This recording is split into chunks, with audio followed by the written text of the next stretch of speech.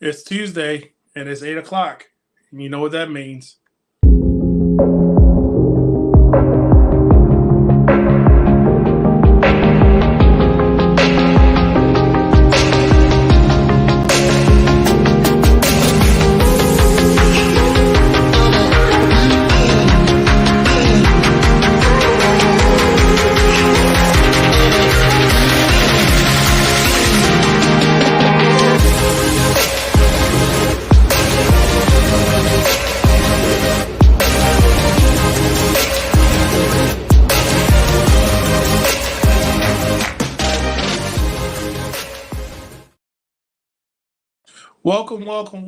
Welcome to the Wrestling Realm Presents Championship Culture.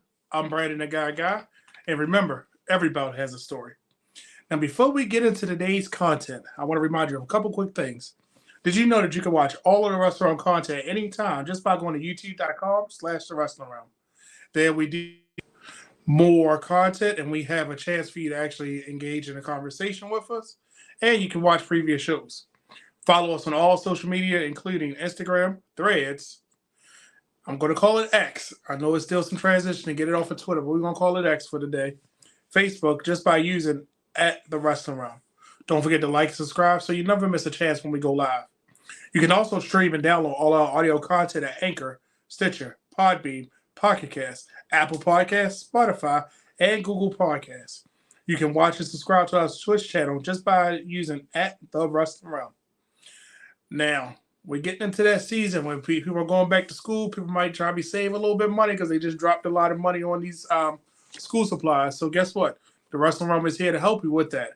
If you go over to SeatGeek.com and use the promo code Wrestling Realm, it saves you $20 off of anything over $50 or more. Once again, that code is Wrestling Realm. $20 off any ticket of $50 or more. So if you want to go check out the Orioles because they're doing pretty good right now, or you want to start planning for another concert or venue, or even one of the wrestling events, just use Wrestling Realm. At time of checkout, it'll save you $20. Well, let's get into today's content. Yeah, I know I don't like to talk a lot, but I'm going to tell you this. As you can see from the title, it's all about tag team talk. You can call it Tag Team Tuesday, Title Tuesday, but we're going to talk about some tag teams today. In order to do that, couldn't do it on my own. It wouldn't feel right to talk about some of the tag team titles. You may have seen some on previous shows, but we're going to talk about some other ones and some tag teams as well. But I want to tell you about a special guest that I got coming on. Let me tell you about Howard C. Perkins III. He's a passionate wrestling enthusiast with a lifelong love for the sport. His journey as an avid wrestling fan began in the early 80s and has since developed a deep appreciation for all eras and all styles within the world of professional wrestling. From the classic showdowns of the golden age to the high-flying action of modern wrestling, Howard's dedication to the sport knows no bounds.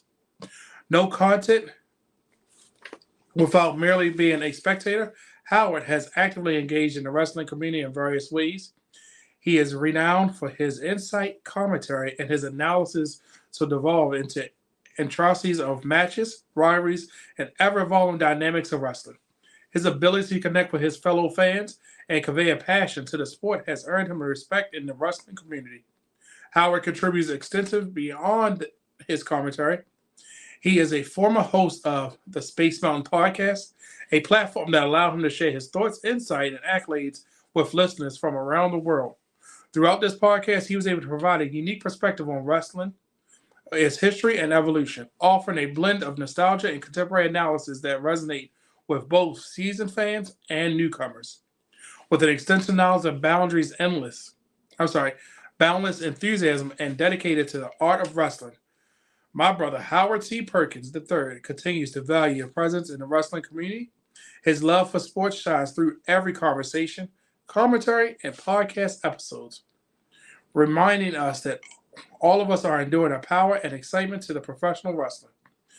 Might I add, he's my brother, a member of Iota Phi Theta Fraternity Incorporated as well, a proud Morgan Bear. I want to welcome Howard C. Perkins III to Championship Culture. Thank you. Happy to be here. Welcome, brother. Ooh, I had a mouthful to say. I hope I did you justice. Listen, I appreciate it.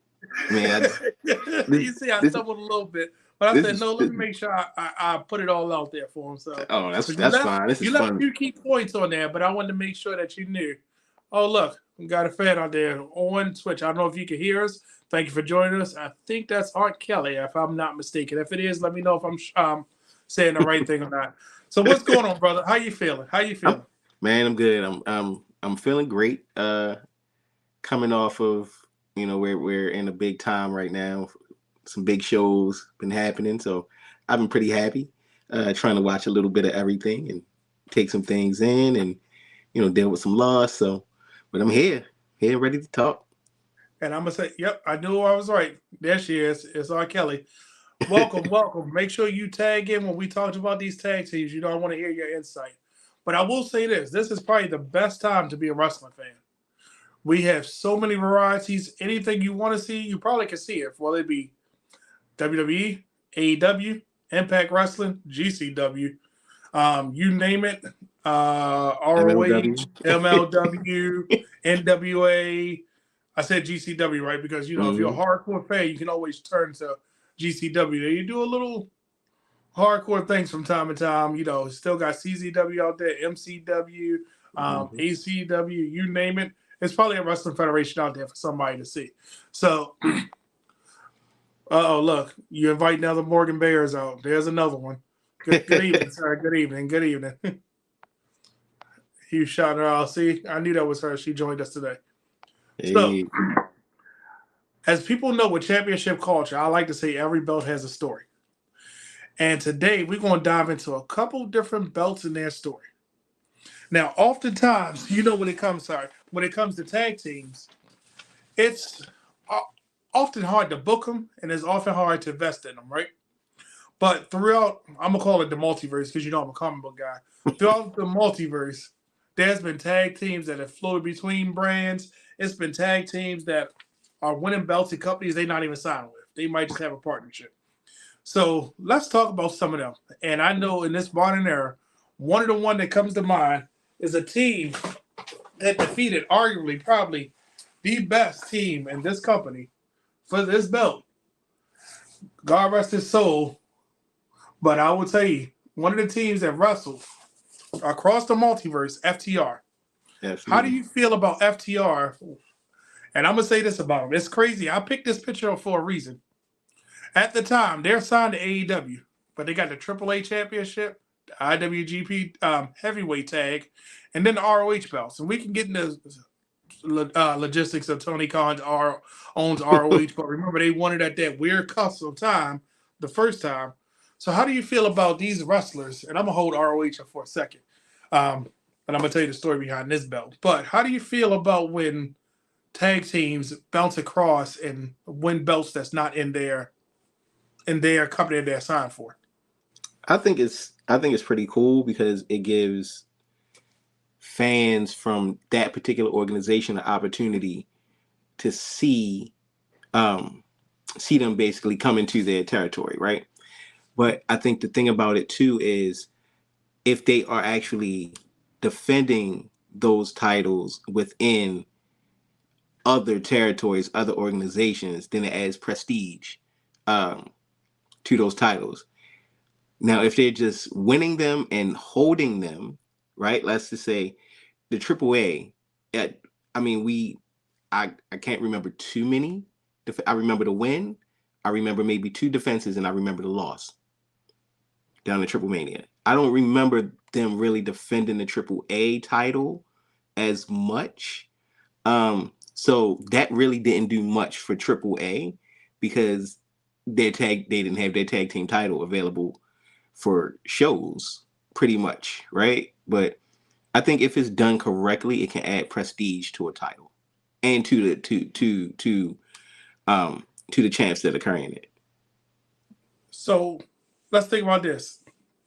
The Young Bucks, at one point in time, you didn't know what company they were signed with because they were everywhere, right? And when they were really breaking out of that Generation Me and really building into the Young Bucks, I remember seeing them kind of going a belt collecting, like, they were Thanos trying to collect all the stones type of deal. And it was funny because you're like, well, what company do they belong to? But they were defending those belts because remember they had IWGP at one time. Yep, they had the junior heavyweight. Yep, and then they didn't they even have a 6-man during that Mm-hmm. run. They had ROH. They were going everywhere with these belts. PWG. Yes, PWG was the other one. I totally forgot about that. They were part of. Yep. They were wrestling, but they literally were everywhere. And they even had their Bullet Club belts as well, and they were Right. going around with this. Now I know that your fella Morgan loves those ROH tag belts, so we're gonna say that one for another conversation. Or you can always tune into a past episode of Championship Culture. But do you think when the Young Bucks did it, they set a standard, or do you think they became unbeatable? I think in a way they set a standard because they were defending those titles. Like they were going back to California, they were defending the PWG titles. They were defending the ROH titles on ROH shows, flying to Japan doing New Japan. Like they weren't stagnant champions. Like they defended all three sets of titles. They didn't always mix them, but they defended those titles. I think they went a long way in creating their mystique at that time about them being arguably the best tag team because they were able to do that and they were seen in different places. So it wasn't just like, oh, they're ROH team because then you're like, well, no, they're on this Sakura card, or no, they're still doing PWG shows pretty regularly. So I think that built up a reputation for them. I think that helped those titles at the time. But then some people belt collect and don't do anything with it, Austin Aries. And it kind of devalues. But see, so let's talk about that. It's like if there are no tag teams in the division and you give it to the hottest tag team, which at the time was the Young Bucks, but then they were at that time when they were collecting the belts, they stayed away from Impact's hottest tag team, Right. Motor City Machine Guns. They were away from certain people because they had their time when they were Impact, TNA/Impact together. And it was like, well, what do you do with them now? But they went everywhere else to start collecting them. And it's crazy I would say that about Impact because when Gallows and Anderson won the Impact belts, it was like they were on AEW more than they were on Impact. So it was like you got it just to hold a trophy to say, oh, let's go over here and put the spotlight on them. But then you turn it the Impact, you're like, so your tag team champions aren't going to defend it. The people that were on the mainstream AEW, just being back up to a Kenny Omega story. And then it was like, well, go over there. Oh, no, they really not doing much. And then they dropped the belts. It was like, so what was the purpose of that? Right. That was just to make it look like they were stronger as a faction. Like, oh, we got two sets of tag team champions and we got the world champion. So we got the Impact tag champions, the AEW tag champions, and the Impact and AEW world champion in one faction. But yeah, then once they dropped the titles, it was they were out of the storyline. They weren't on AEW no more. Yeah, it was like, never mind. Just, okay. Then we left and then they came back to WWE. So, and I guess, and with this, when it comes to tag teams, do you think when you travel across the multiverses, I'm going to call it, does it? I like it. I knew he was going to come in there. But during the pandemic era, all I'm going to say is look what they did with the SmackDown tag. Look what they did with the Raw tags. Mm-hmm. Look what they even did with the women's tag. So come on, let's call it what it is. Impact could have did some stuff. You could have put some. All right, we gonna let him cook, Bruce. Just let him cook. They had an audience of more than 5 people. Yeah, it was empty arena time, but AEW was having a quarter capacity of people chanting for the few people that they liked. But even so, do you think when they travel across the multiverse, it helps or hurts the company? And when I say help the company, does it help the company when they put the strap on them, or does it hurt the company when they put the strap on them? I think it only helps if the champions look strong in both places, right? So if I am the ROH tag team champions, I look like champions, and I'm defending and I'm dominant, or I'm having great matches, and then I go to Impact and I just so happen to win the tag titles, let's say in Impact, right? But then my booking is trash, and you're trying to figure out, like, wait, you do this here, and then once you get here, like, you don't even look the same. Like, so I think that can hurt. I think that can hurt. That can hurt a performer. Being strong in one area of the multiverse and then going somewhere else and not made to look as strong. I think that can hurt. But I think that can hurt the company because it shows that other company may not. They're not viewing them in the same way. So in that sense, they're not viewing that company in the same way. So kind of like, we saw all these AEW folks go into Impact and they were winning matches and, Kenny wins the title and like these guys are winning titles and you barely, maybe one person from Impact actually showed up on like Dynamite. Like it was completely uneven, and then you had AEW doing these skits about the Forbidden Door on Impact like every week. Like it was completely uneven. Like if that was a one-way street, you ever seen a one-way street? That was a one-way street.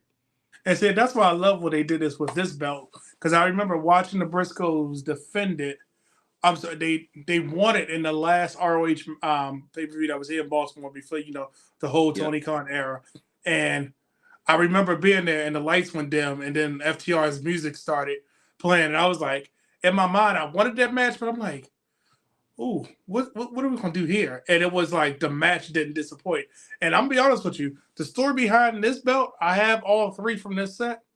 I really didn't like them when I first saw them because I felt like they were cookie cutter and they just said lazy belt making, right? Mm-hmm. And I know Dwayne's about to get on me about this, but the team that made me really pay attention to this was the Briscoes because of their legacy.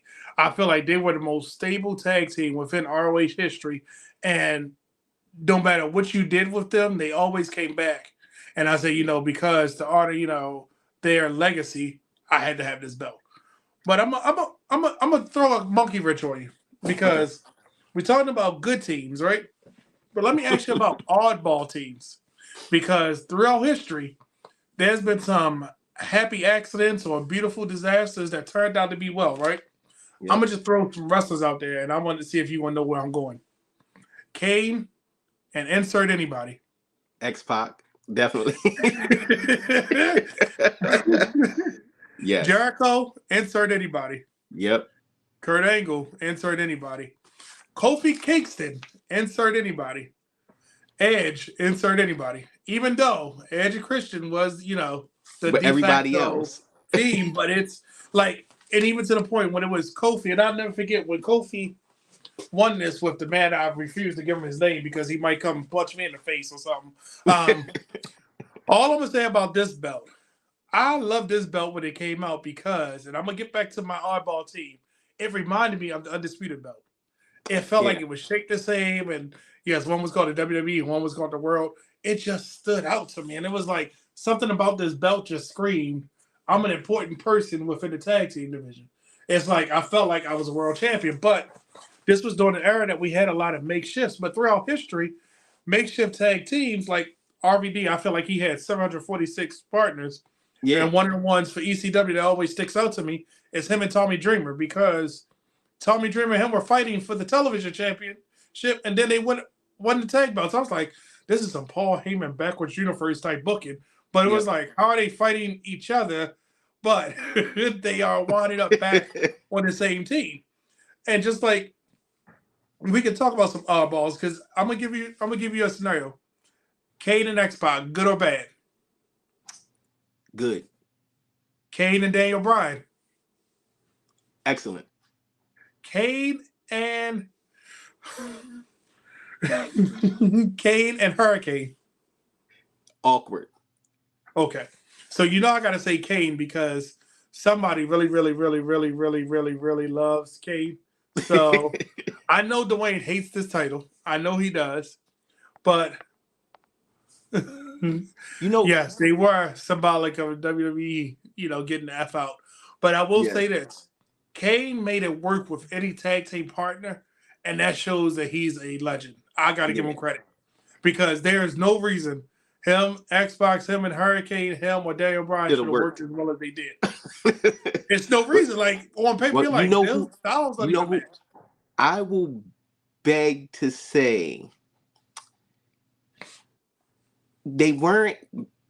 They worked, but they weren't anywhere near my favorite Kane combination, and that was Kane and Big Show.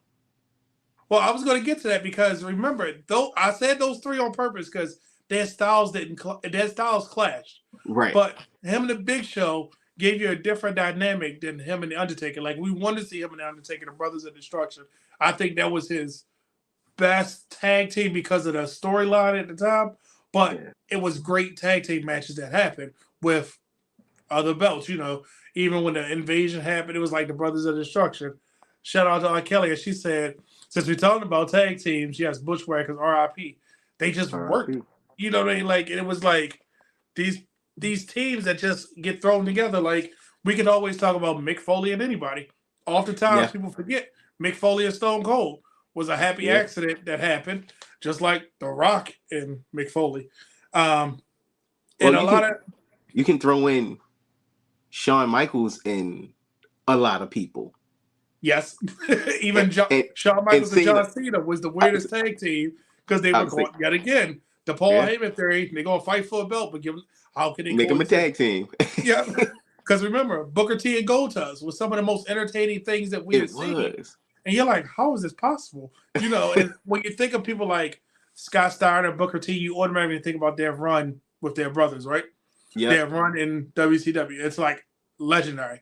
And then it was like to put it with Goldust, you're like, how is this possible? Like, what is happening here? Why do I want to see this every week?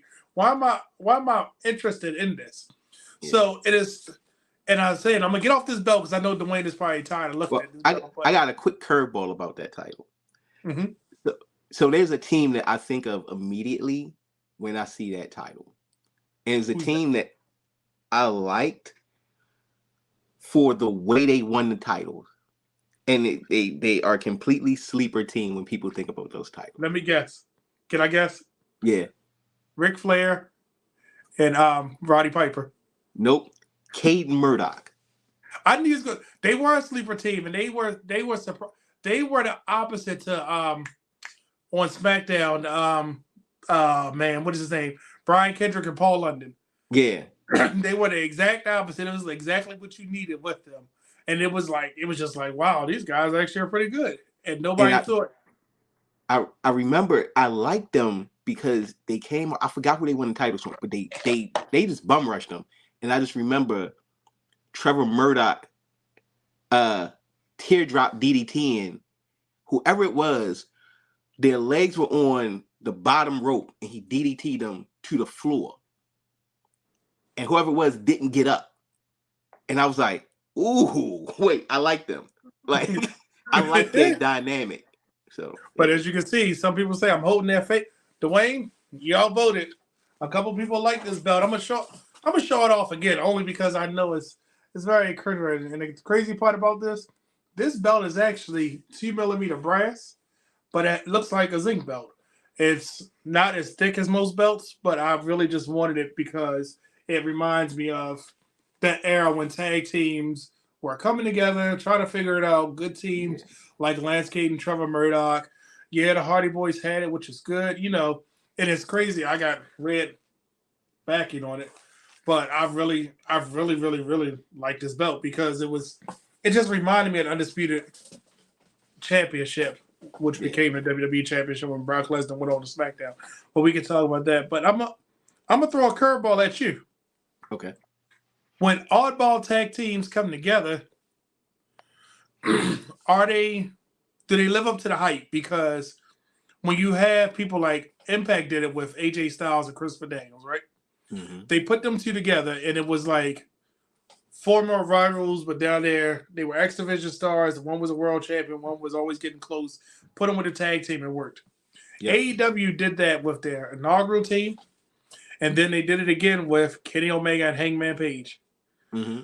Do you think that run would have made their title match more important? If the other partner would have been a world champion, you saying? No, if they didn't have become a tag team, win the tag team belts, do you think that story that they told for the world title would have been as impactful? I think there's a couple of ways it would have went, but no, with Hangman and Kenny, I think it needed to go that way it had to be personal. It had to be personal. Like, you had to, first of all, you had to develop a reason to really dislike Kenny. Like, okay, he hit John Moxley over the head with a mic. Like, you had to really develop a reason for him to dislike Kenny, right? So, and you had to go through that whole emotional thing with Hangman for him to show that development. Show, he had to be knocked down and be built back up to be a champion, right? So I think if that story was done a different way, with one being heel, one being face, it had to go that way. It could have went a different way if they were both faces, but as a heel and a face, I think that was the way to go. And see, that brings me to our next way when it comes to tag teams. Is it better when you have two world champion level guys being on a tag team? And we could even talk about the women too, because tag teams that are former world champions sometimes work better, or sometimes they just don't connect. Because when you look at the Dudleys, right, from all of their accolades, they had the makings to both be singles competitors, right? But something with one just didn't connect. The other was kind of in the right place at the right time, I believe. Yeah. But look, boom, you know, R. Kelly, you on fire. You actually, that was one of my segues when you had Sheamus and Cesaro, who Sheamus was a former world champion. Cesaro was always getting pushed. But they ran the Raw division and then jumped over to SmackDown and did the same thing. And it was like, how did these tag teams get so good together that I want to see their matches, or they were more important because you had people like them being formed. The Motor City Machine Guns came out of the same way of former X Division stars, put them together, and look what happened. Arguably one of the best tag teams that came out of Impact. You know, and I said AJ Styles, Christopher Daniels, Edge Christian. Everybody wrote Christian off that he wasn't going to be that guy. But what about these tag teams make you feel like one will be a world champion or both will be a world champion? What do you think about those? So I think it goes down to chemistry. I think, let me just backtrack 1 second. I'm going to jump over to that. I think the best thrown together tag team ever, like as far as two singles competitors or somebody who was in a tag team and they joined up with somebody else, I think nobody is better than Beer Money. Really? You said the two that joined up. Now, remember at the time, neither one had been world champion, right? Right. But when they got together, they were better than America's Most Wanted. They were better than America's Most Wanted. They were better than Team Canada. They were better than anything they were a part of before together. Mm-hmm. And then Team Canada was a long afterthought for Bobby Roode. Right. And he was just kind of going through the motion. He was just a safe wrestler that was putting on a decent match, but nobody really cared. And I just want to say one thing real quick is, we saw that favorite oddball tag team, Cesaro and Jack Swagger. Weren't they Real Americans or something? Yeah, they were We the People. ROH Hanson and War Machine, Viking Raiders, Viking Experience, whatever they were called. But that worked. That worked well. And it was so great when they came, but I hated when they came to run. It's like, oh, look, it's the Viking Experience. I said, how do they have a name that's an action? That makes no sense. That was there. They even let them be the Viking Raiders in NXT as soon as they get to Raw, and they're an experience. The Viking Experience. Are you a ride now? Right. And everybody agreed. The bar did something special in that short amount of time. And it came out of, WWE and those stories of, oh, we're going to make you coexist, because they had a best of service series, and that's how they wound up being the tag team. But even so, this happy accident that I think was short-lived, and we probably could have did more with it. But I'm just going to keep saying, I think that we're going to get back to your Beer Money comment, because I'm curious to know what you say about that. But all right, and I think Cesaro just has a knack for blending with people, because he did the same thing with Tyson Kidd. Not Cesaro, Shinsuke. It was like, oh, they're champions. Like, oh, right. It was. They're Shinsuke good. got a SmackDown tag champ. Okay, he wearing blue jumpsuit today. So Team Hell No, Kane and Bryan are solid as a team. And see, that's what I said. I feel like Kane just works with anybody. He just had this. He just had this thing that came with it. R. Kelly did laugh at you when you said the Viking experience sounds like a roller coaster. But back to your beer money. Now, do you remember what surrounded beer money coming together?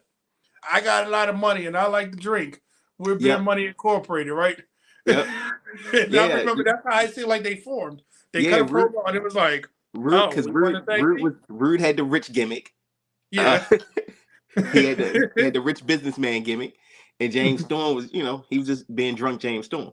So Because that's when he first cut his hair, right? Isn't that when Bobby Roode first cut his hair? yep. And he started wearing those suits, and it was like, so you put them together, probably one of the most successful tag teams at that time, because they were during this era of the belt.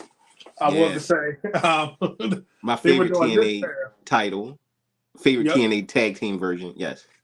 Really? I don't know if the way you can see this or not, but this was during that time, and I just felt like every time I saw this belt on TV, I was like, it just looked important. Right. Now, did it look like a world title? But it looked like, no, that tag team division, because even like LAX, any version of LAX, whether it be Homicide or Hernandez or anybody, was just good with that. But when we talk about these world champions, what about, excuse me, what about the ones that didn't seem like they were going to make it? Because let's be honest, did we know CM Punk was going to branch off into his world title stuff when him and Kofi were tag teaming for that blink of a minute? Or did we know Kofi would keep forming tag teams till it actually stuck with the New Day? Because remember, he went from CM Punk to Evan Bourne, I think. Evan Bourne, and then even with R-Truth at some point in time. I might have it out of order. And then he wound up with the New Day. And the New Day arguably has had the most successful title reigns in WWE. Granted, the Usos have had the longest reign, but I think that's why they gave them the NXT titles, to give them that one more accolade to keep them in the number one spot in WWE top 50 tag teams. But what about the tag teams when you see, because everybody wrote off Christian, like I said. So how do you feel when one member of the tag team doesn't really be a breakout star? I think that it could be due to somebody only really seeing that star potential, or just thinking that one member of that tag team carried the charisma, because somebody's always going to be a bit more outstanding than the other person. Somebody's always going to stand out more no matter what. That's just how it is with people. Sometimes somebody will just by nature may take a step back because somebody else is more boisterous in the group. But I think it's unfortunate, because I think a lot of times those people who don't get a chance to go on to that success, I think sometimes it can damage their career. And then others, I think, who were not pegged initially, because I think Edge was pegged, right? Edge was a chosen one. Christian was not. Christian had to go in and work his angles and go prove himself, right? So I think the ones who have to go prove themselves, I think most of the time they know it ahead of time, right? They know they trying to strap the rocket to my partner. I already know. I need to prepare. Like, if somebody think Angelo Dawkins ain't in the back of his mind somewhere trying to prep for this, they done lost their minds. Dawkins is doing everything possible to try to get a jetpack, because at some point they're going to rocket strap it to Taz, right? So he does not want to be, and unfortunately, you turn into the Marty Jannetty, and nobody wants to be the Marty Jannetty. So, because we saw it with Heavy Machinery, Tucker was getting over, and then Otis got over, and Tucker got released. Tucker's gone. First they changed his name, and then they. And it's crazy, because even when we have in the women's division, I know the women's tag team division, WWE has not really flourished like it could, because we keep having makeshift tag teams. But Sasha Banks and Bayley, former world champions, came together, first tag champions. But then you take Charlotte and Asuka, that felt like, just put them together to give them a belt. But then you put Asuka and my girl Kyrie together, and it was like, all right, come Come on, WWE. Did we really put them together for obvious reasons? Come on now. 100%. But it was like, okay, that works. You know, Right. even when we did stuff like Miz and Morrison, like Dwayne said, it was, because I remember when the Miz wore the shorts and him and Morrison were together, I was like, well, that's different. But look what they wound up doing. And that worked the first time. But so let me ask second time it was trash. It was like, why? Why do we do this? But I will say this. So what about I'm gonna talk about some trios or some factions, right? Okay. Because I got this all the way wrong. And I'm gonna give you a faction that's probably in everybody's memory, the Shield. You couldn't tell me that Seth and Roman were going to be tag partners. I thought they was going to let Seth still be the single star because Seth was a bona fide single star. He was the first NXT champion. He had all his Ring of Honor, steam when he joined NXT, and then you put him with Roman.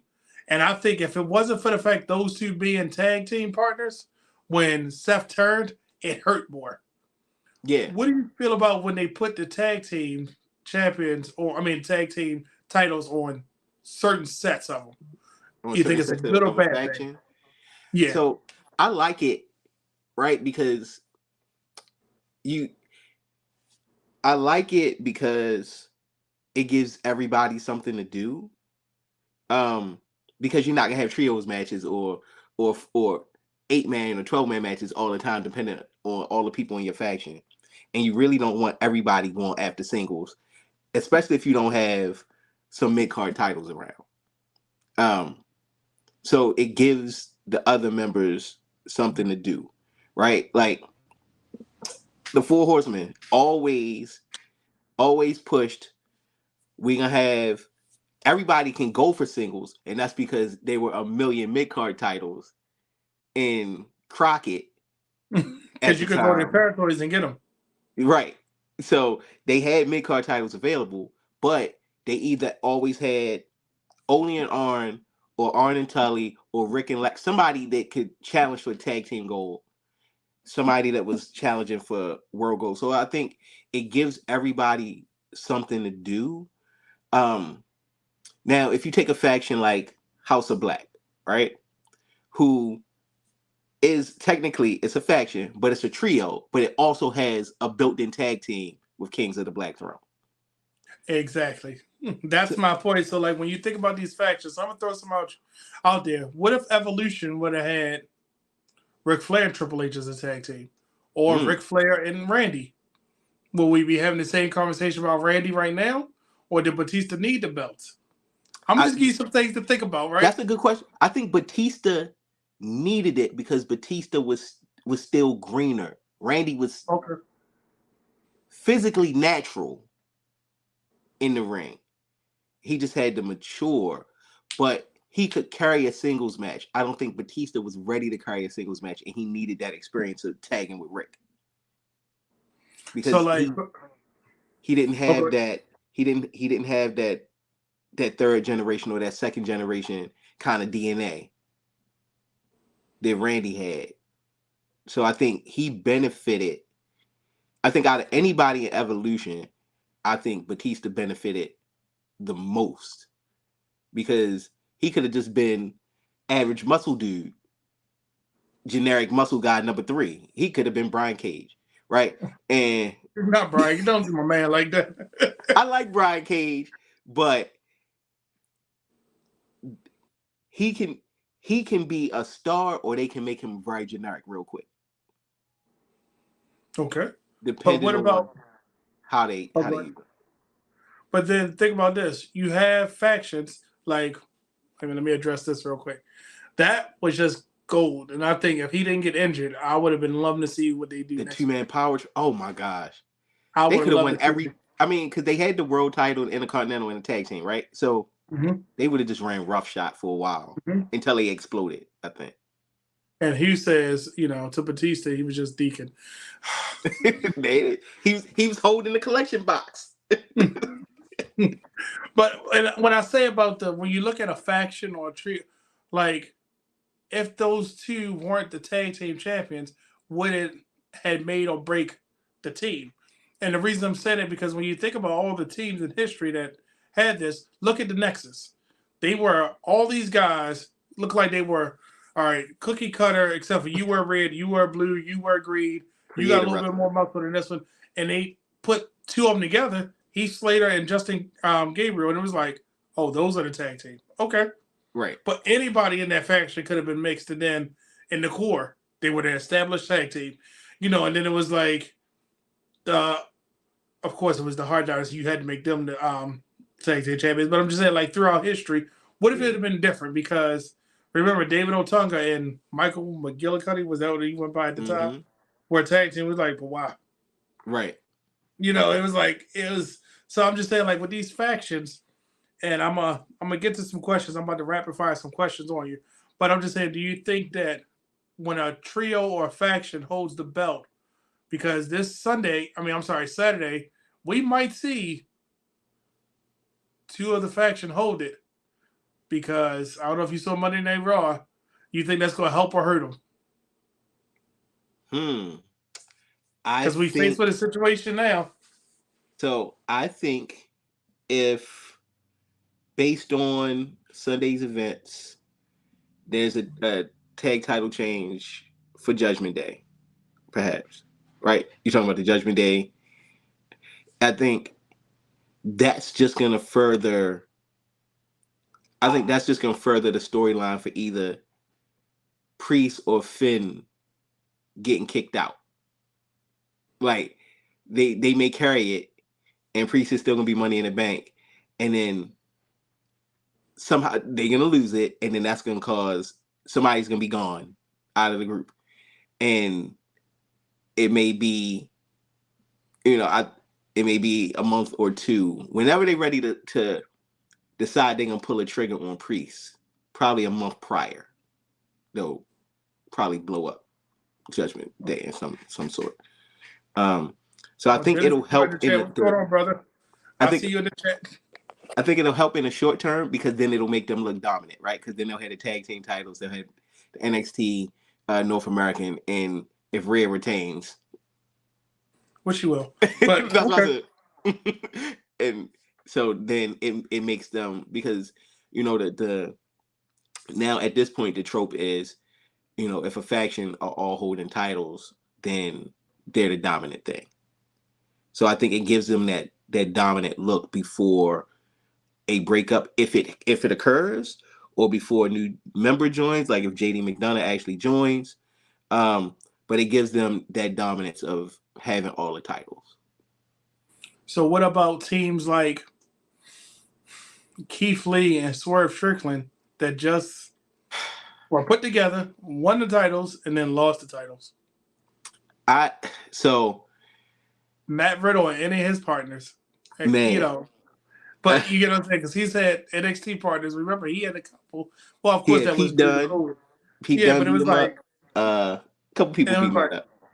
Timothy. But you get what I'm saying? Like, what about these type of tag? We have so many in history that were put together, and then it was like Tajiri and William Regal, Tajiri and Eddie Guerrero, Kenzo Suzuki and Rene Dupree. Oh, I forgot about that. Oh gosh. I'm just saying, RVD and Sabu. I can take it all the way back, because it was like, they're going to kill each other, but they're friends again. I'm confused here. So but this is like, I think with Keith Lee and Swerve, I think their opposite styles made for a really good team. But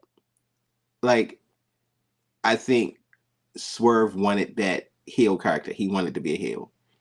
But at this point, when I look at it now, I'm like, okay, I like where Swerve is at this point. I don't know. We don't know where Keith Lee is at this point. So I think that it would have been, looking at it in hindsight, it was almost like I wouldn't have put them together, because now you got one guy who's off to the moon, and you have another guy who should be a bona fide star, and he's definitely in catering. He's enjoying nice catering. He's definitely enjoying some nice catering, and Swerve is out here killing it. Which is which is good. It's a testament to him. But I think sometimes those things, again, they can be, it's a band-aid. It's a short-term thing. Let's do it for a quick pop, and then we don't have anything planned after. Like, even for a while after, like, that whole mogul thing, and then the whole, then moving with the mogul, like, that was slow to actually come. It didn't work at first. It was slow. It didn't connect. I felt like it was something Yeah, was missing. yeah. And And it might have been just TV time was missing. yeah, like I was at Dynamite, like, that first night Rick Ross was there, because I just watched him walk. I was like, oh, that's Rick Ross. He just walking in the back. And then he did the pre-tape segment, and then the next week he was on live, and I'm like, yeah, they're not bringing Rick Ross back. Like, so that wasn't connecting. But I think I think when you put people together, I think you should have some kind of plan for if it doesn't work. Like, what we gonna do with these two guys or these two girls? If this doesn't connect, we need to be able to spin them both off into something, and not necessarily always to feud with each other, because that's still gonna leave somebody dead in the water. And I hate when they do tag teams break up and they got to destroy each other like Toxic Attraction. Just let them go their separate ways. Or let them stay together. You need a tag team, but it don't always have to be a horrible breakup. And that actually brings me kind of to my next segment. I'm gonna ask you, and this is for people in the comments too. If you're still with us, I see Dennis King is there.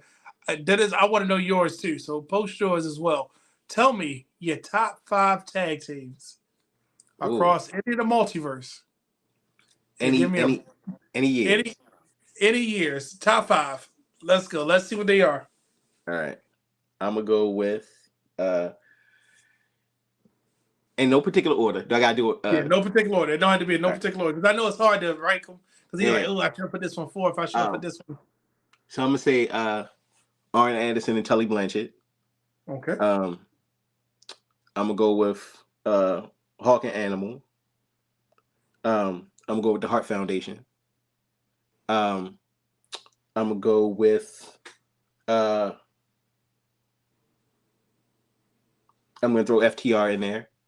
Man, this is hard with 5, but I'm gonna throw New Day in there.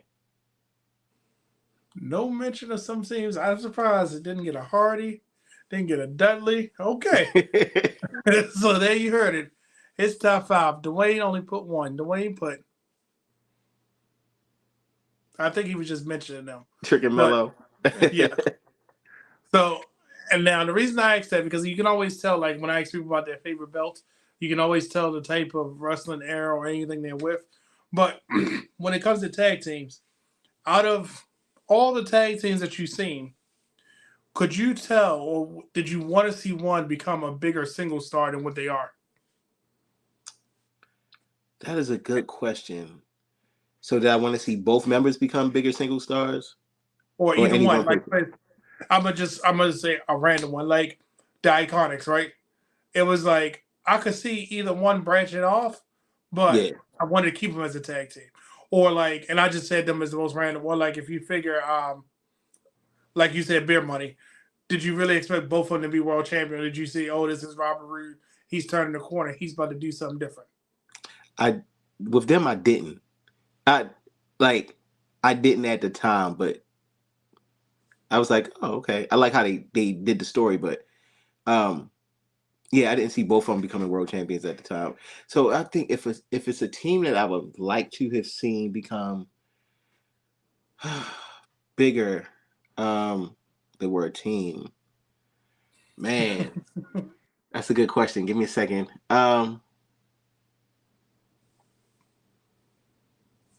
So while you're doing it, I'm gonna let you marinate on that one. All right. The prototype 619 said in no order. He got the Hardy Boys. I agree. Young Bucks. I agree. Dudley Boys. I agree. X-Pac and Road Dogg. I say Road Dogg and Billy before I did X-Pac. Yeah.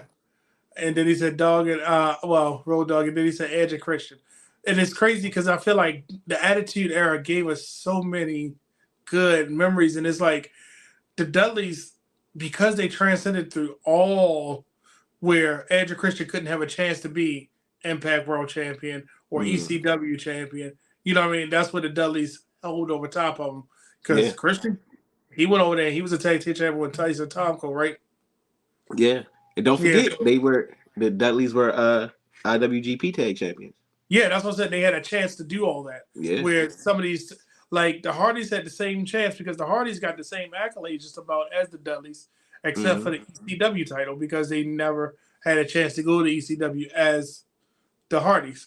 Yeah. You know, all right, Kelly, she loves the Bushwhackers. All right, here's this. This is what I wanted to see. The Steiners, yep. Yeah. Goldwater, agree with. Now, you can't just say the Horsemen. You got to tell us which combination of it. Come on, Dennis, you cheating. Dudley's, and I'm thinking he's talking about the Midnight Express. Yeah. I think they paved the way for a lot of our Absolutely that we have now. And if Midnight Express is solely responsible for FTR, thank you. That's all. But, that's why I say it was hard. That's why I say it's hard picking 5 because me growing up, right, and like literally, I remember watching my first match in like '84. So the tag teams that I grew up and wanted to be as a kid were Arn and Tully, the Rock and Roll Express, the Road Warriors, Demolition, like even Barry Windham and Lex Luger as a team, Skyscrapers, like these were the teams for me. Like, and then watching definitely, oh my God, the Midnight Express. But I actually liked the Stan and Bobby version better. really? I like the Stan and Bobby version better than I like the Dennis and Bobby version. The Dennis and Bobby version was a little slow to me. The Stan and Bobby version, they hit a little different. They just hit a little different. Yeah. And look, this is what Dwayne said. Of course, he would say the New Age Outlaws. I think it's Billy Gunn is his favorite. I think he likes the famous one. Of course, the Good Brothers. He can't shut up about them two. The Briscoes, of course, 100%. And that's so the Briscoes. I'm gonna just say this I would love to see them get into the WWE Hall of Fame because they bring other wrestlers into the Hall of Fame because they had so much other stuff going on outside of WWE that they literally made themselves the best tag team and everywhere they went. The Hardys, the Young Bucks, and then he said the Usos. I see what he did with that one. He said I had to do 6 and cut it and cut Team 3D. I feel like they would be honorable mention based upon his list because all of them at that time just seemed like they were paving the way for what we are talking about today. And then Dennis, he doesn't want to narrow it down. He said, I was a fan of Harlem Heat. Of course, Harlem Heat. And, you know, us being younger African Americans, seeing them on TV, it felt like, you know, that was a moment because it's like, oh, yeah, look what they've done.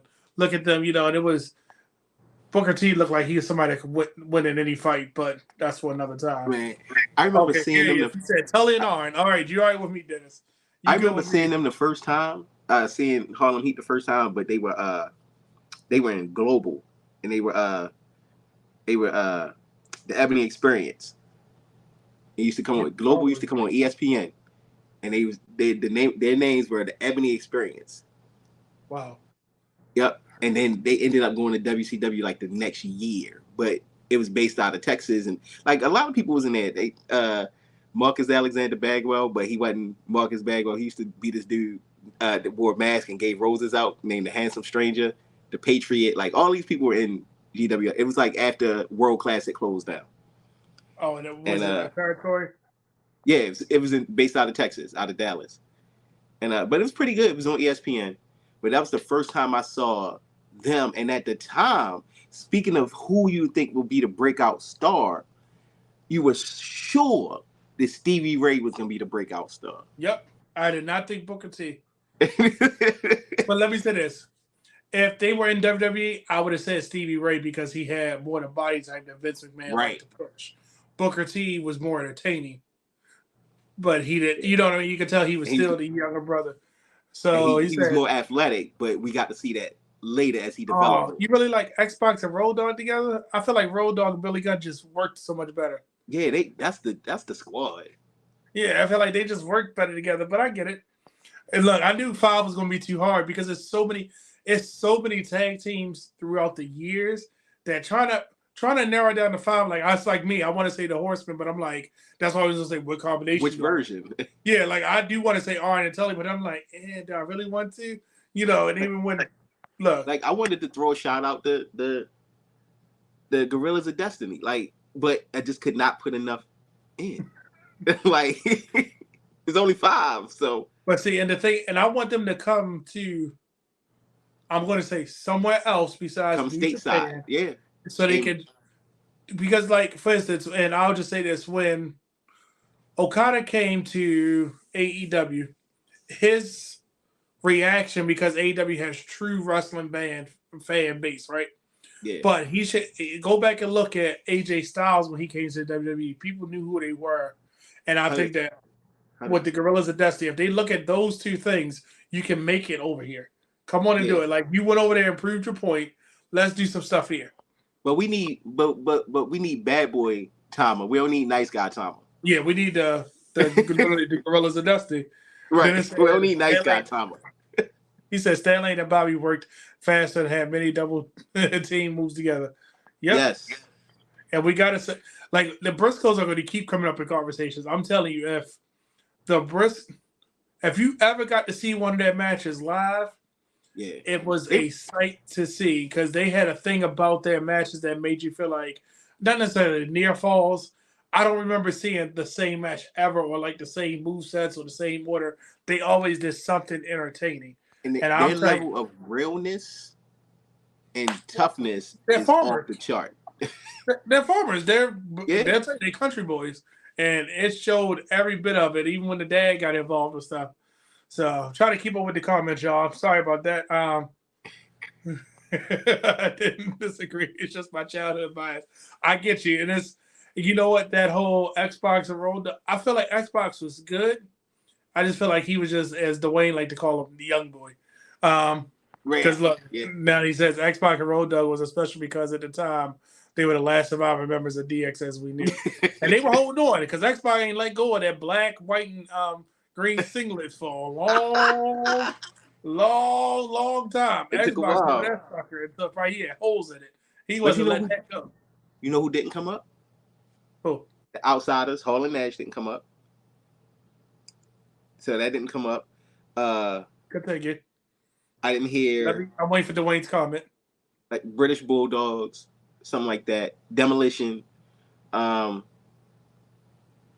Even like Eminem. Eminem was a great tag team. Like super cohesive. Youth Domino. Remember at that time with this birthed a lot of tag teams for us. Yeah. This belt birthed a lot of new tag teams that were attached to this belt, because, like you said, Eminem, that's one of the first people I think of with this belt. Yes, the first holder signed it for me. I don't know if you can see that. Kurt Angle signed this one for me. And it's like crazy, literally won it their first night on TV. Like, and that it was that tournament. I was like, will they, how can they coexist? And it's crazy because you had Eminem, you had Deuce and Domino, Brian Kendrick, Paul London, you name it. This belt was like the who's who of the tag team. It was like, oh, they were putting out bangers, and it was like, but then they did hot potato it a lot too, because Batista and Ray, right? Ray Mysterio and Eddie, Eddie and Chavo. You know, it was like a lot of people had. It was like Edge and was this the one Edge and Ray had? Edge and Ray, and then Edge and your boy. Brian H. Waters' boy. We totally forgot about the world's greatest tag team. Absolutely. You know, they were dominant. They were holding this belt. They were the flag bearers for the belt. It was like, oh, Kurt Angle got a staple. Paul Heyman did some stuff. He said, I wanted to choose the Outsiders, but they weren't together long enough to be known as a tag team because they were all the stuff they were doing. And WCW was the height of that pop. Exactly. I feel like it kind of got overshadowed. And that's why I always say it's good when you can be a wrestler or part of a faction that don't need the belt, and you're still in the main event of the story, or you are the focal point of it. Sean Benjamin Haas with the belt. Can we technically count the time they tagged as Vinny Vegas and the Diamond Stud? No, we're gonna keep moving because Dwayne hates it. Oh my God, how do you hate this belt? Why do you hate this belt? How do you hate it? Why do It you reminds me of the classic tag. I love this belt. that? I don't know why I he hates like it. that belt because it reminds me of my favorite tag belt, which is the '80s WWF tag title, Oh, the WWF. He and not said, even not the gold version. I like the silver version, like the Heart Foundations in the "Oh, British you like the Bulldogs. original that was modeled behind that World Series that they gave Ric Flair that time." But we ain't gonna. Yeah, That's another belt talk. yeah. Belts that are very They similar. gave the That's tag another team show title. coming up. Oh no, trust me, that's another show coming to Championship Culture about similar belts. So Yeah. I want to finish off with one quick thing, and I kind of want to pick your brain, and that's the last thing because I love me some belts. Ooh, what you got? What you got? I want to know what tag team, and I'll let you. I'm gonna see how many tag teams you can name that come to mind when you see a certain belt. Let me know Okay. when you're ready. All right, Are you ready. ready? All right, hold on. Look what the one he said. Those are some cheap ripoffs. Wait, I gotta address this comment. FTR and the Briscoes both have been making the territory style and modern style.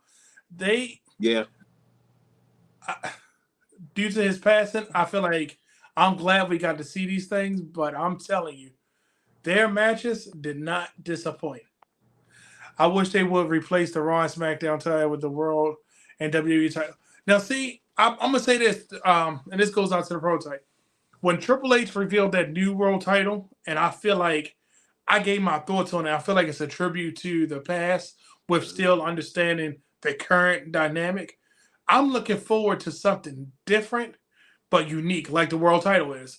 So if he can Right. combine these pennies or nickels, whatever you want to call them, combine them with a classic feel, go for it. As long Yeah. as you don't slap the logo in the middle, because then it's gonna look too much like the world title and undisputed. That's not disputed. WWE Universal Championship. Oh, I'm you all mean the for it. rainbow Now I strap? thought we would have it by now, or just split them apart. Put one back on SmackDown and one back on Raw. You got enough tag teams, and I don't know if Pretty Deadly kind of derailed that when he got hurt because maybe they were going to do it. I don't know.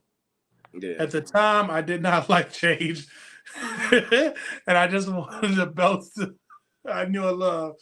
Well, there's the take for you. That's why he hates those tag belts. He didn't want change because he loved that original Attitude Era belts, but they both could have been for the tag. Yes, 100%, Dennis. Y'all gonna have to watch this tag team. so let me. So you ready? The first belt, and feel free to post this in the comments. Let me know about all the teams that you think about. Let me make sure you know dust on here because I can't no dust on the belt. You ready? Yep. Tell me the tag teams that come to mind when you see this. Oh man, the Revival, the Ascension, uh, Chad Gable, and I can't think of his name. American Alpha. Who else do I think of when I see that belt? Those are the ones I think of the most. So I think of the Ascension, I think of the Revival, I think of American Alpha when I see those. Let me know in the comments who you think about when you see the original NXT tag. And it's crazy. So I ordered one of these before, and the belt post broke. And then I was like, it took me a while to order it because the original ones. And I'm going to grab the other one. This is the only tag belt I actually have two of. And I'll probably do a special to show them off even more. I have both of them because remember, they were mirroring each other. Mm-hmm. So I don't know if you can see it on camera as much, but they were mirrored. I'm trying to get a good photo of them. So I don't know if you can see how one side is black. I might just send. I'll just take some pictures and post them on the restaurant. But I don't know if you can tell, they were mirrors. So I wanted to. This is the only tag team belt that I have, and I know during the time when they were Global Force, when they had the owls facing one way and facing the other way on the belts. So I had to have both of them because I felt like they were two different belts. All right, you ready for another one? This one. On that one, also add DIY and the Vaudevillians. Okay. You didn't say the Wyatt family. I'm kind of shocked. You didn't say the Wyatt family. You know why? I so yes, I know that they held him in NXT, but I don't know. Like Sure. They I were didn't called the focus. Revival, not FTR. I just said that Right. address Dwayne. Yeah, definitely. I said the revival. But thank you, Dennis. He got it. And then look, somebody agreed with you. The Ascension, DIY, and American Alpha. Yeah, because those were bangers. Yeah. And I'm gonna tell you, the next belt I'm gonna hold up had a short lifespan. Oh, I think And it's crazy because I only know of one team, and you're gonna laugh at the team every time I see this belt. This is who I think about. You ready? All right. Oh man. The Blue Impact World Tag Team Championship. Did the North have the blue ones? I thought they only had the red. Did they have the blue and did they change the red when they had them? I thought it was the North. Wait a minute. Yes, Dwayne. Hold on. Look what he said. For one match they did a hashtag FTR, and that's after the Bucks and Cody had started saying FTR on being the Elite, and they got wind of it. What FTR stood for, so they put it on their trunks. Hashtag FTR. And then with Randy, they had hashtag FTRR. So it's crazy. Dwayne said who I was going to say. The Lucha Bros. Ah, okay. So that was during the time when they was heavy in Impact. And it's one other team that is like the most forgettable team because I totally forgot that Eli Drake and Scott Steiner had this belt. When they let Eli Drake actually talk. But I feel like this is the Lucha Bros belt because they were the ones that really. I think the North only had the red. I might only had the red one. So this Santana and Ortiz didn't have the blue ones? I think they only had the red ones. Okay. I think I had to fact check it. But which is crazy because you said the red, you said and it shall appear. So who do you think about this besides the North? Because you already said the North. Mm-hmm. So I said the North, LAX, very heavy. Those two, the Good Brothers coming back. I would say right now, ABC does those proud. Well, we're doing them proud. Telly Lawson. But I think of them the most. Yeah, when I see those, I think of those guys the most. Yep, I see. Dennis agreed with you. And Dwayne, who else you think about besides the Good Brothers? I just want to see. It was kind of sad to see that they lost them, but I'm like, okay, we're gonna keep moving. But I'm kind of glad that the Rascals. That's another thing, a trio that, the tag team is they're a tag team now, which was always crazy to me when like one of the members of the trio went down and the other person picked up the strap. I shouldn't say the belt or the ball because like remember when Scotty 2 Hotty or was it Grandmaster Sexy was injured and Rikishi and what color was it? It was like that doesn't fit. That don't seem right. That ain't how it's supposed to go. Only thing they got in common is dancing. But yeah. But yeah. He said it. There you go. Side note, I think with the Rascals being heel, I think they're gonna end up invoking a Freebird rule. I think they can bring Myron Reed in. Really? Mm-hmm. But can we talk about how Wesley has shred his rascal? You can only remember. You don't even think of him as being a rascal. And he was somebody in a tag team I did not was going to break out as a single star like he did. Just like when the North split up, I did not see Josh Alexander as being that great of a champion. Josh took that belt and said, "Watch what I do." He did it with X Division. All man. It makes me think of that Brandy Rhodes comment when she said who we really wanted was Josh Alexander. She told Ethan when they had the back and forth with Ethan Page, and she was like, "Who we really wanted to sign was Josh Alexander." I was like, "Jeez." I was like, ugh. Brandy did throw some jazz, but did you see what Dwayne said? It was a big deal to have the Briscoes show up at Impact after Tony purchased ROH, and he was scared to sign them. I know, and a lot of people stayed away from the Briscoes. I can only talk about my personal account with them. Never did anything or said anything wrong to me. honestly good group of guys. Very. If you had a conversation with them, it was like you knew them forever. Yeah, So, I but I met them. can't say other people's opinion. I can just say my experience with them was perfect. Jay and Mark have been nothing but. I mean, literally been to shows at their house on the farm.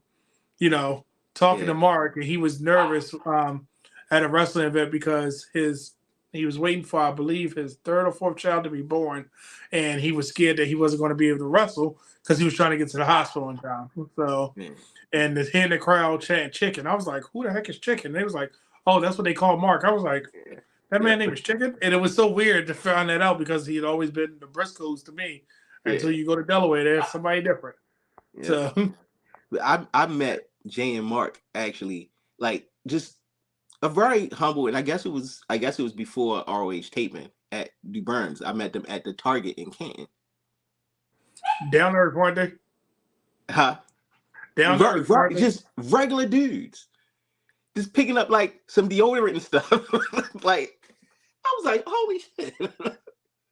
Post But which in your collection. We'll talk about it.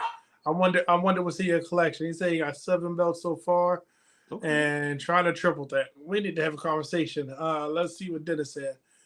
I know you're right, but the Freebirds were huge back in the day. Yep. yeah, I'm trying to keep up with the comments. Listen to this. Ethan Page is going to have a better career than Josh Alexander. When? When he leave AEW? yeah, because That's it my hasn't mic started drop. yet. He has a better toy collecting career. He's great at finding great toys. Maybe when he leaves AEW, I will agree Yeah, with you. because When he he's got leaves the skill AEW, set. He's got the skill yes, set. absolutely. I'm not doubting that. I think that he's in the wrong place. Like Yeah. I really believe Ricky Starks is in the wrong place. But Oh, we talking about but tag teams and we talking about belts. I, I, Last I thing I'm gonna say. start, give Starks two Oh, years. He'll be in the right place. He'll be in the right place in 2 years. Thanks, Cody. And the other thing, I think with Ethan Page, I think as long as he never does, he could have went back to Impact and challenged Josh Alexander for that, but he did that Karate Man thing at the end, and you couldn't take him serious at the end. That whole Karate Man match against himself. So yeah, that's all I'm gonna say about it. Just I think when he leaves, he'll be good to go. yeah, Well, I can tell you this. I think I think we talked some tag teams today. What you think? I think so. I think we hit a lot. I think we talked about some tag teams. I think we talked about how going across the multiverse, jumping to different countries, um, different companies, not countries. Sorry, talking about some of them oddball mismatch tag teams. I call them beautiful disasters. Even Yes. talked about some of them being world champions or two world champions coming back together to do some things. And I see people are reacting to some of our comments. I'm gonna just flash that out of the screen. They said Ricky is out of there. Absolutely. I think give Ricky 2 years. He's gone. Whenever his contract is up, Ricky's gone. When he left NWA, he should have came. He could have been what? He would have And been I would NXT. just use this comparison. He could have been what Carmelo is right now Yep. before he went to AEW because with the right people giving him the right machine.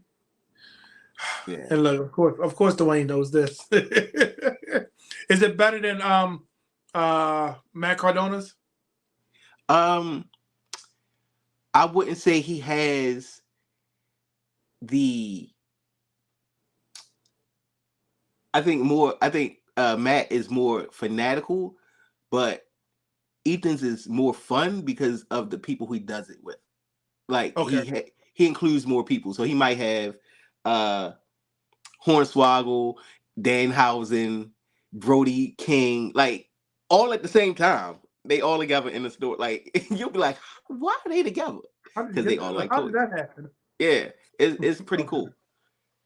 So I'm gonna address. Prototype said that he has the red and blue Universal titles. Oh, Good choice.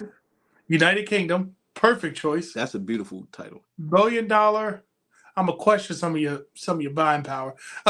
Raw tag teams, and that's me and my bro. Oh, I lost it. I was trying to read it. Me and my bro together. Then they commemorative of 2004 IC, and they remember 2004 WWE title signed by AJ. Is it the Nice. 2014? Is that the one that Toys R Us was selling, the regular logo, or was it the scratch logo that said champion? I can't remember at 14 which one it was. I think that was the champion one, the one that The Rock debuted. I might be wrong because they all ran together.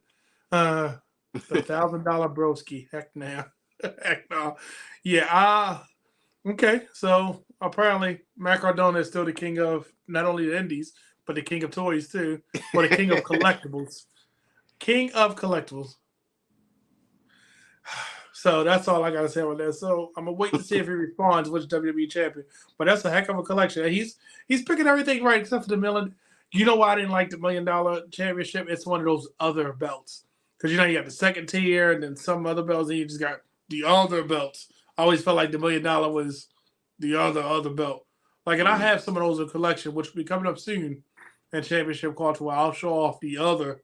And I'm gonna keep saying other because they really don't. You don't know where they fit in, but they are the other belts. Because I'm scared to say this number, 140 and counting. And that's after I gave some away, which is crazy. I got some of the other belts around here. So, what do you want to tell the people before we get out? He said, "You noticed we didn't have much to say about the WCW tag division." Yep. Well, we threw in some Road Warriors, some Steiners, Harlem Heat. We threw them in. But no, I don't hate. I don't hate the other belts. I just call them the other belts, and it's a whole list of the other belts. And I have all 10 of those other belts. And we're just going to keep calling them the other belts. So, and when I say the other belts, I don't mean like European or like cruiserweight. I mean like the never open weight because it literally is the other belt.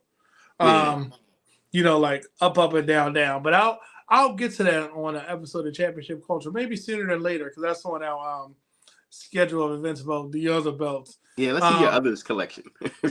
the others. And I think it's a good 10 of them.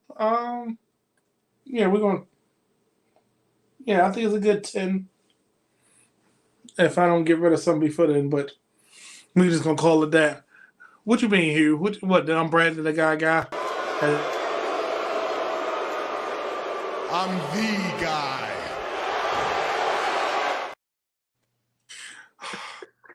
So if you don't know, that's the executive producer. He's always ready for that. He said the $1,000,000 was a birthday gift, and WWE was one of the ones they gave Rock after. Okay. All right, got you. So birthday gift, it was a good gift. I wouldn't look at it now. I would say thank you. I'll probably polish that sucker up and keep it on the mantle. Gave Rock after he killed Cena.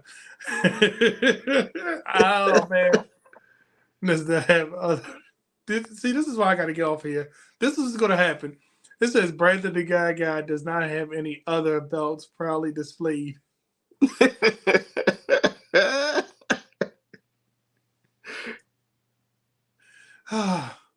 Trust me, if you just started, you off to a good start. It says I just started actually buying them during the pandemic because I was focused on buying Jordans. Yeah, because sometimes a belt can cost just as much as a pair of Jordans, if not more. 2 pairs of Jordans. Let me say this: depending on when you buy the Jordans, the belt probably costs the same amount. So yeah, there you go. I'm pretty sure you got an extensive Jordan collection. Southern Junior Heavyweight belt. Check that out. Dennis, you stop it. You are a territory king. No pun on your name. But this man taught me some stuff about some territories I didn't even know about. So if you need to know about some territories, hit up Dennis King on Facebook. Send him an instant messenger, and he will tell you some stuff about some territory. That was my cheap plug to him, because that man knows some stuff about these territories. He taught me something. So, but I ain't gonna hold you much longer. What you want to tell people? What do you think you want to tell the people before we get on out of here? Yeah, man. So a couple things. Well, I'm about to jump into my belt thing. So my first 2 purchases should be coming pretty soon that I'm going to be making. And it's going to be the classic. Would you like to share on Championship Culture what those 2 are? Or would you like to wait? So they're going to be the classic IC title, and I am trying to get my hands on a Triple B. And when you say classic IC, do you mean on white or black? I like the white. I like the black. So which either one I can get. if I can find the powder blue Ultimate Warrior joint, I'll get that. So we'll see. See, the powder blue is a interesting one to find. I know WWE Shop put it on there, but when me and he went to Raw, one of the good brothers we met actually had a customized one, and it was, you got to check out that.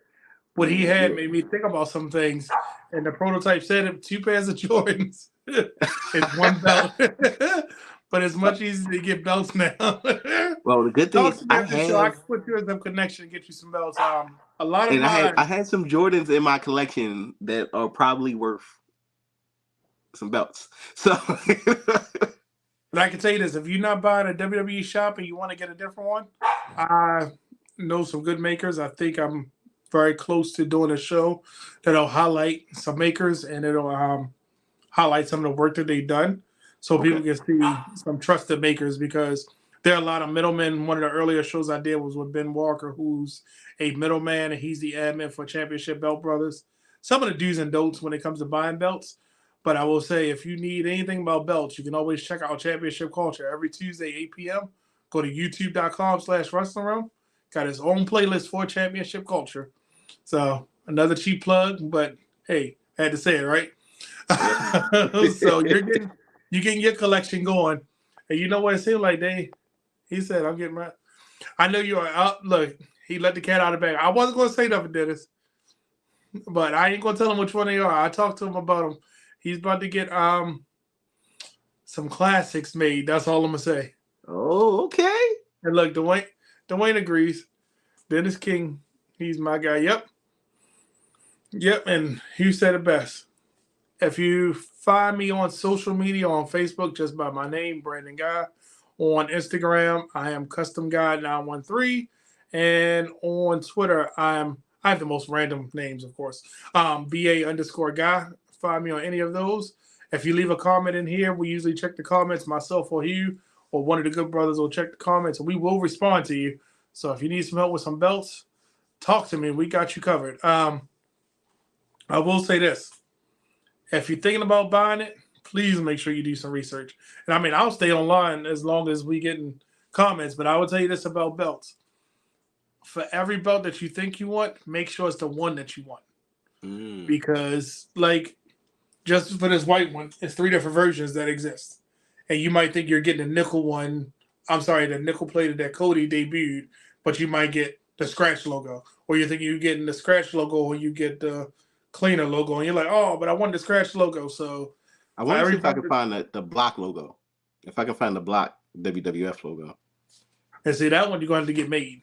Unless you find it from a secondhand maker. I mean, sorry, a secondhand person. Like, there are a lot of people that do every Friday sell them belts on different groups. But I can tell you, if you want the belt on Tuesday, you'll still want it on Wednesday. Just trust me. That's all I'm going to say. Dennis, I think he was trying to say, what's up to Brother Allen? 100% on everyone. He said 100% everyone that I have has fallen in love with. That NXT UK belt was so underrated. I am so disappointed it didn't get as much love as it did, because, I mean, Pete Dunne held it for 1,746 days. I don't know the exact number. Then Gunther held it, and Gunther gave us some of the best matches with that. Oh my God! With that belt. So the belt that's NXT. Yes. Ooh, so I think we did what we set out to do tonight. I think we did it. What you think? We talked some tag teams. Yeah. Talked about some things. Went off in a tangent like we always do. Talk some belts. Yeah, and we didn't even dive into, like he said, WCW. We didn't even dive into NWA tag teams. And we could have opened up a whole nother can with MLW and some independent teams, but a lot of them just travel across the multiverse. Yeah. So, and look, as soon as I'm ready to sign off, he says, but that classic box logo is going to be hard to find. Unless you find somebody that's selling it, and then you got to ask them for pictures of the back so you can see if it's actually from Jack Pacifics or Figs Inc. or a WWE shop, because it was a small window when they were actually producing the different color straps. But I know you can find the black or the white, but the blue is just as rare as that purple. Or the yellow. Because remember the purple the yellow's pretty rare. Winged eagle was like the rarest thing to find. So, yeah. But if you need to get it made, don't worry, I got you covered. Yes. But I appreciate everybody in the comments. I appreciate tonight. Thank you, Dennis. I appreciate that. Wanted to do something different. I think we have one more special guest that we're going to have on this series. So, of course, I had to have the wrestling. I don't want to call you the wrestling guy because I'm the belt guy, but you know, I'm gonna just call you the Iudo on here. We going in overtime, but we ain't burning the midnight oil, brother. Be on the lookout. We are working.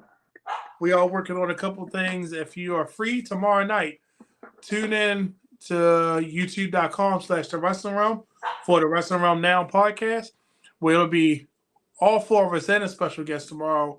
Gonna have a special show tomorrow. I would say if you are up around 10:30 Eastern Standard Time, feel free to join in the conversation. As you see, try to engage as much as we can, and we always welcome the comments. Don't forget to like and subscribe, and tell them where they can find you at, Hugh. If anybody wants to ask you a question, post this show. I'm sorry, Howard. Hugh is in my corner of my eye on this. I got my laptop right here, and I keep seeing the thing move. I thought he was going to pop back in like, oh. No, I see him out the corner. It keeps moving like he's doing something. So you can find Tell me them where they can find you, Howard. You can find me on Instagram at RugbySequel410. That's where you find. I usually post stuff if I go to shows, DJ stuff, just me stuff. So, yeah, you can always send me a message on there. You can find me on Facebook, Howard Perkins. Listen, I'm in a billion wrestling groups, and I'm always the person in the wrestling groups who is trying to knock down the negative rumor and innuendo per se, the fake news. So, but nah, let's chat, let's talk. Any questions? Link up, meet. Invite me to your groups, all that stuff. I love talking wrestling. Only time I see you with that probate, so I don't know about that. But I'm going to say this. The prototype, thank you for the comment. I appreciate you joining in. If you get a chance, go over to, if you're not in the Wrestling Realm group, jump over either to the Wrestling Realm group or the one that's specific for chat. Post some of your pictures of your belt so we can have some belt conversation. I would love to see if you got anybody's side plates on there since, we don't do name plates anymore. I want to see if you got anybody's side plates on there because that's always...